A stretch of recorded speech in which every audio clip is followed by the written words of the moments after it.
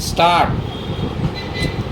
अलीकडच्या काळात शिक्षणावरची चर्चा देखील घसरत राजकारणाच्या वाटेने जायला लागली आहे. एखादी भाषा पहिलीपासून शिकवावी की नाही यावरून महाराष्ट्रात पेटलेला वाद हे त्याचे ताजे उदाहरण. एखादे राज्य प्रगतीपथावर आहे किंवा नाही हे ठरवण्याचे जे निकष आहेत त्यात सर्वात महत्त्वाचा घटक म्हणजे शिक्षण असल्याने त्यावरील चर्चेने अशी भलतीच वळणे घेणे हे नक्कीच घातक ठरते.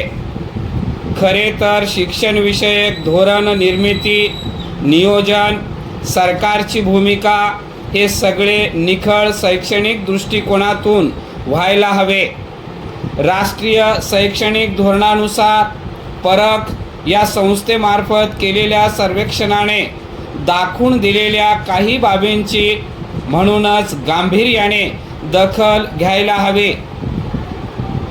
महाराष्ट्रातील 87,000 शाळेतील 23 लाख विद्यार्थ्यांची ही पाहणी असल्याने ती शिक्षक, पालक आणि संचालक यांच्याबरोबर धोरणकर्त्यांच्या दृष्टीनेही महत्त्वाची मानली पाहिजे.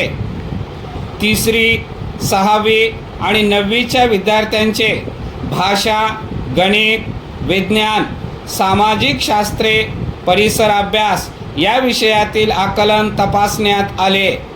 यात एक समाधानाची बाब म्हणजे महाराष्ट्राच्या ग्रामीण भागातील विद्यार्थी राष्ट्रीय सरासरीपेक्षा चांगली कामगिरी नोंदवत आहेत.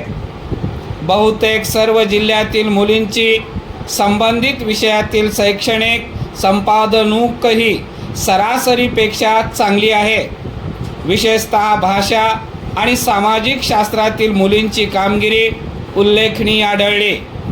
आपल्याकडे एक समज असा आहे की सरकारी शाळा म्हणजे दर्जाहीन, पण सरसकट असे म्हणणे बरोबर नाही हे या पाहणीतून कळते.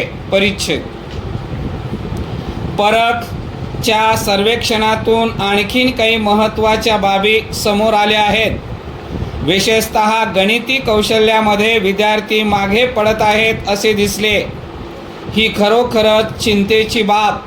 इयत्ता 3रीच्या बाबतीत केवळ 55% एवढेच विद्यार्थी हे 99 पर्यंतचे अंक लिहू शकले, तर केवळ 58% विद्यार्थ्यांना 2 अंकी बेरीज आणि वजाबाकी येत असल्याचे दिसून आले.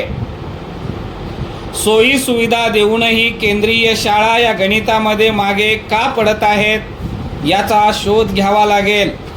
6वीतील विद्यार्थ्यांमध्ये भाषिक कौशल्याने उत्तम असल्याचे दिसून आले, पण गणिताच्या बाबतीत समस्या जाणवत आहेत. राज्य सरकार आणि सरकारी अनुदानित शाळा गणिताच्या बाबतीत पिछाडीवर पडल्याचे दिसून येते.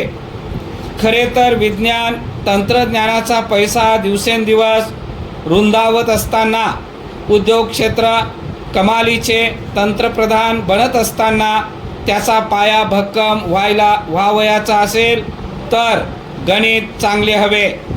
गणिताचा उपयोग विविध क्षेत्रात विविध प्रकारे होतो हे लक्षात घ्यायला हवे. भविष्यकाळ हा कृत्रिम बुद्धिमत्तेचा आहे. अशा स्थितीत तार्किक विश्लेषणात खूप महत्त्व प्राप्त झाले आहे. त्यामुळे आपले विद्यार्थी हे गणितामध्ये पिछाडीवर पडू नयेत यासाठी शाळांना विशेष काळजी घ्यावी लागेल.